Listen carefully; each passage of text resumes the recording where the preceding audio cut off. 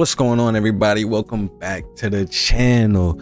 Now, if you play Marvel Rivals, you know exactly how crucial it is picking the right character and building the right team ups and lineups and all of that good stuff. So today we're gonna focus on the underdogs, the characters that no matter how skilled the player seem to struggle just every single time. So we're gonna dive into the reasons why Black Widow, Iron Fist, and last but not least, Hawkeye are currently the lowest pick players in the game, and why when you pick them, you could be setting yourself up for a loss. Let's get into it.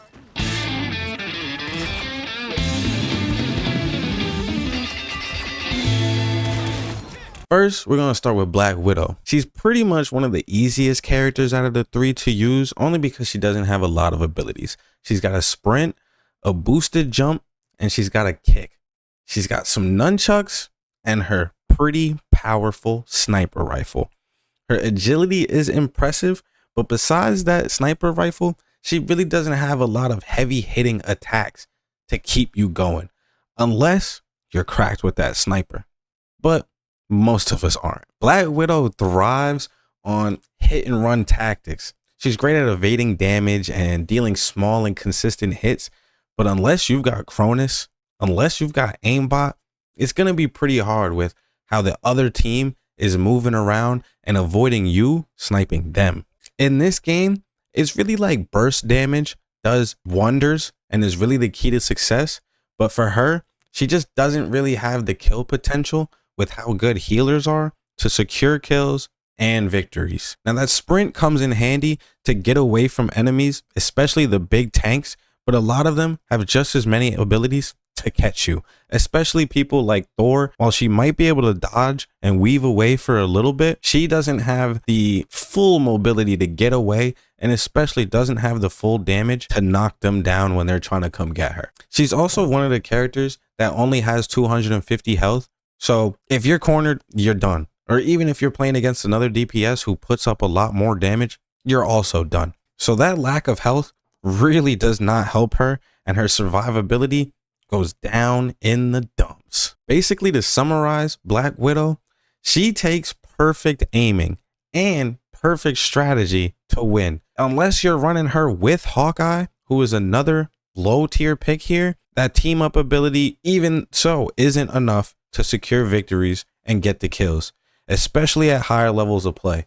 Her weaknesses really start to shine once you start hitting platinum and diamond lobbies, and even if you find yourself making it above that, her lack of offensive power and consistent kill ability is exactly why when you pick this character, everybody thinks you're trolling.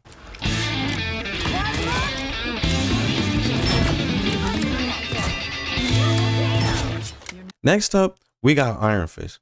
On paper, he sounds amazing. He has an ability that is basically like a shield and turns damage into health. He's got a kick that does pretty decent damage, and he also has a meditate, which allows you to get his health back. His combo damage just really doesn't do enough to take down strong opponents or even opponents that are being well healed. While he does tend to be a perfect player for hitting the back line, once the healers are coordinated or even if the DPS turn around, it's kind of wraps from there. And it's really not enough if he's 1v1ing against a tank like a big body Groot, a big body Captain America, or the biggest body Thor. In this game, we know damage is key, but he just doesn't output enough of it to be a consistent solid pick to really help out the team and secure the kills that are absolutely necessary. His special moves and combos are cool, but when you're playing against certain characters that can easily stop him or interrupt him, he falls short because of the necessity to get the combo off. His combos are also very predictable and easy to read,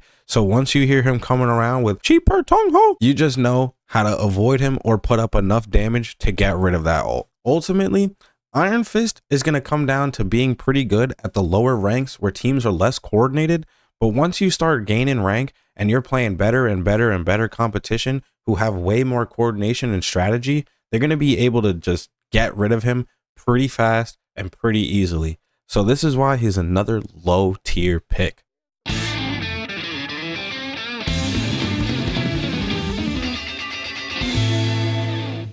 Lastly, we have Hawkeye.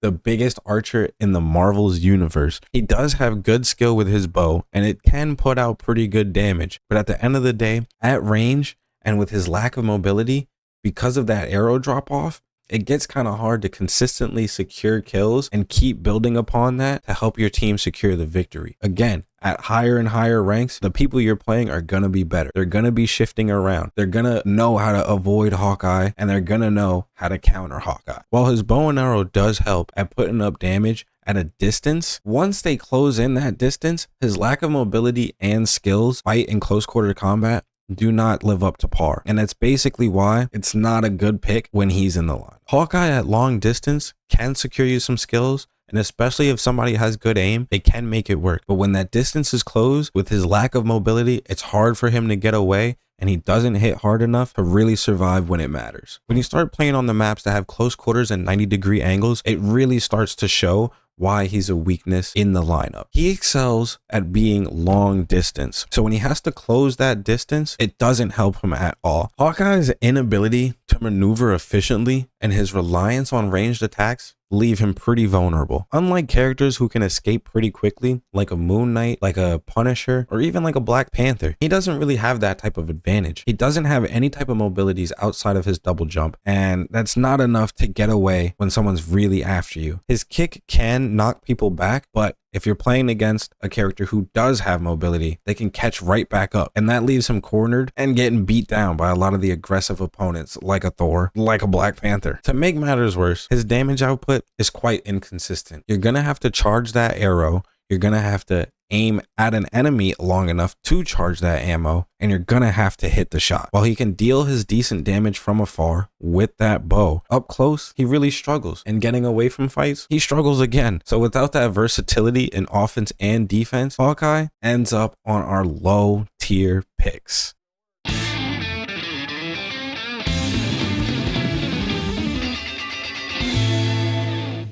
So why do these characters always remain the lowest picked? It's simple. The lack of damage, versatility, and survivability that they need in higher ranked play is just not there. While each of them have their unique strengths, they all fall short when it comes to delivering the kind of game-changing performance that can win crucial matches. If you're trying to rank up and you're trying to do it consistently, you're going to need to rely on champions who can deal massive damage, control the battlefield, and survive long enough to secure the win. You need that kind of mobility and the damage output. And these characters basically only have one or the other. So honestly, if you're seeing these characters in your lineup and you're trying to rank up, they're probably throwing and creating a Smurf account. I would back out or report them. That's just me though. Scream at them very loudly, because that's exactly what I would do. But if you like the challenge and you think you can do it, how about you try these characters for yourself and you tell me how that goes? I'll wait. Come back to the comment section and tell me how you did. I appreciate everybody for coming out and watching the video. Make sure you hit that like button, subscribe for more content, and let me know your thoughts in the comments. Actually, in the comments, tell me who you think the most underrated champion is in Marvel Rivals, and I'll make a video on them. Until next time, I gotta go back to work.